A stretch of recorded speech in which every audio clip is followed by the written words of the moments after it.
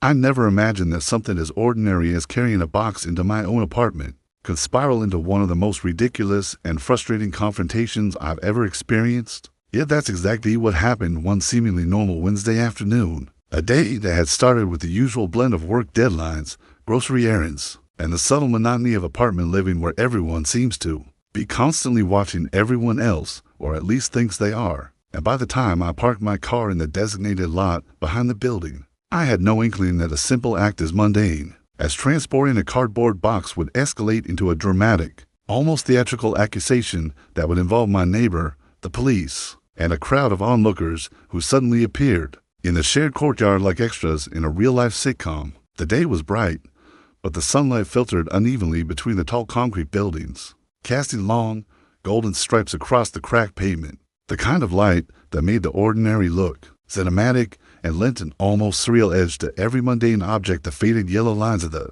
parking spots, the slightly overgrown weeds at the edges, the slight scuff marks on the stair railings, all of which seem suddenly relevant when you know someone is watching you with judgment in mind. I had parked carefully, avoiding the small potholes that could scrape my tires, and balanced my box on one hip as I stepped onto the slightly uneven sidewalk, feeling the rough texture of the cardboard cut lightly into my palms, my arms tensing with the effort, and my mind already preoccupied with the simple task ahead: get this box into my apartment before the clouds above hinted at the possibility of rain, because the forecast had warned of evening showers. I adjusted my grip, balancing the box against my body, and began making my way toward the building entrance, thinking nothing of the day's normalcy until a sudden, sharp, and unmistakably indignant voice cut across the lot, stopping me mid-step.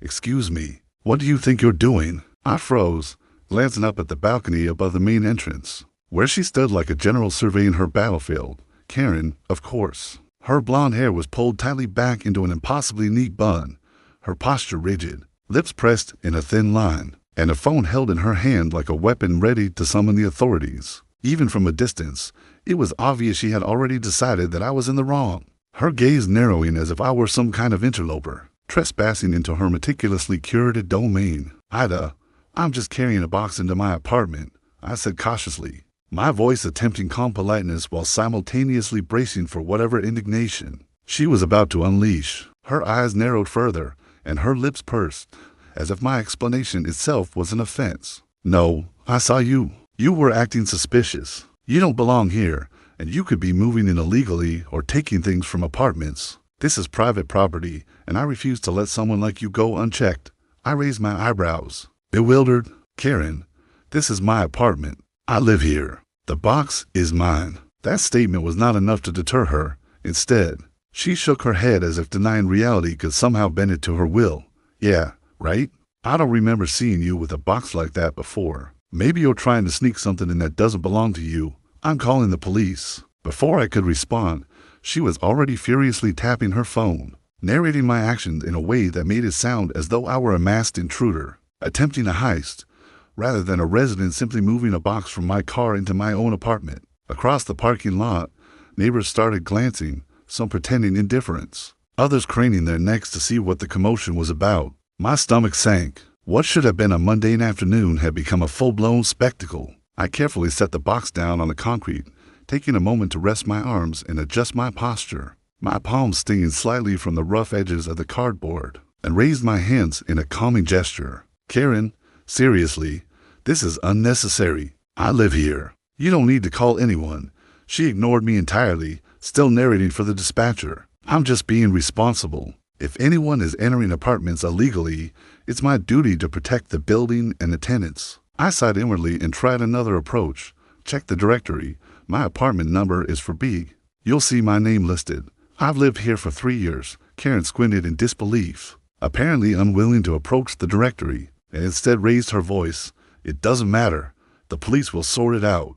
Just stay where I can see you." At that moment, I realized there was nothing I could do except wait, holding my ground, gripping the box lightly, my thoughts racing through every possible scenario. Would the police actually arrive? Would they believe her exaggerated version or mine? Could I explain quickly enough that the contents of the box were mine, not stolen? I lifted the box again, feeling the weight of both its contents and the ridiculousness of the situation, trying to ignore the tiny crowd that had gathered in the lot. murmuring about the drama unfolding before them. Minutes passed. 15, 20. She remained vigilant, standing at the balcony railing, phone pressed to her ear, narrating my movements with fervent intensity, her face flushed with the conviction of someone performing a civic duty in a world that did not ask for her intervention. I focused on controlling my breathing, visualizing the perspective of an arriving officer, reminding myself that logic would eventually prevail. Eventually, the sound of a police siren approached, faint but unmistakable. Two officers stepped out of the car, their badges glinting under the afternoon sun, scanning the scene calmly. One officer, tall with a kind face, raised a hand toward Karen, signaling her to calm down before she could start her dramatic recitation. "Ma'am, can you explain what's happening?" the officer asked. Karen launched into a tirade, describing how she had witnessed a suspicious person carrying a box, potentially moving in illegally, and that she had feared for the security of the building and its residents. Her gestures were animated, her voice rising with the kind of righteous indignation only someone convinced of their moral superiority can muster. The officer turned to me. "And you?" I gestured toward the directory, the lobby, and the mailbox cluster, keeping my voice steady. "This is my apartment, for B. I live here. The box is mine. I've lived here for 3 years, and I'm not taking anything that doesn't belong to me."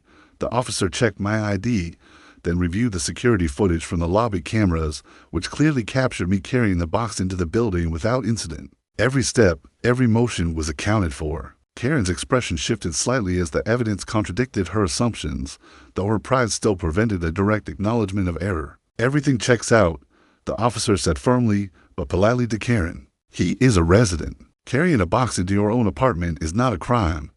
Karen hesitated, muttering something about being responsible, before retreating to her balcony, arms crossed, clearly frustrated that her attempt to police the building had failed. I exhaled, relief washing over me, but the tension in my shoulders lingered as I carefully lifted the box and walked into the building, each step a reminder of how quickly absurdity can escalate when ego and assumptions collide with reality. Inside my apartment, I placed the box down, feeling the weight finally leave my arms, and sat down to process the day, for all the eccentric neighbors I had tolerated over the years. This encounter stood out for its combination of absurdity, stubbornness, and the quiet, satisfying victory of logic and evidence prevailing. Later that week, I ran into a few neighbors in the elevator, and subtle murmurs of "Did you see what happened with Karen?" reminded me that this incident had already become the building's latest story. I smiled quietly, reflecting on how assumptions, when combined with an inflated sense of responsibility, and distort reality, and how sometimes the most satisfying revenge is not loud or dramaticated, simply being right, calmly and factually, while someone else's ego silently deflates. Karen, of course, continued to inhabit her balcony domain, occasionally glancing at me with a tight-lipped nod, a silent acknowledgement that her crusade had failed, and that reality had refused to bend to her imagination.